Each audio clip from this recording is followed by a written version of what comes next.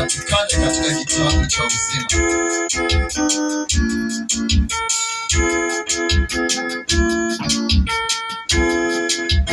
Bado mtu mmoja walikuwa watu watano, bado mtu mmoja na wahitaji hapa nyuma wachungaji, viongozi wa ibada hapa church simama nyuma ya watu.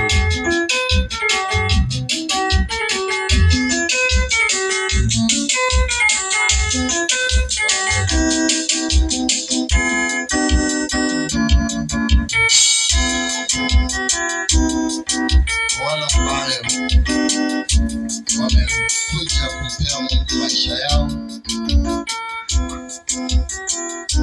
ukamanishe ndani ya roho yako, umeamua kumfuata Yesu, umeamua kumfanyia Mungu kazi. Ijapokuwa wokovu sio rahisi, lakini kujitolea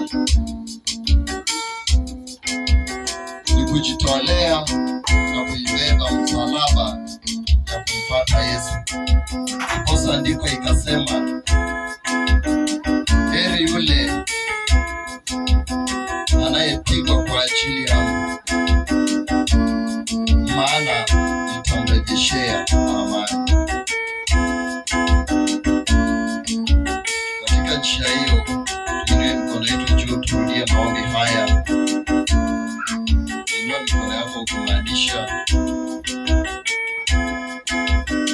sema, Bwana Yesu, acha mbele zako, mimi ni mtenda dhambi.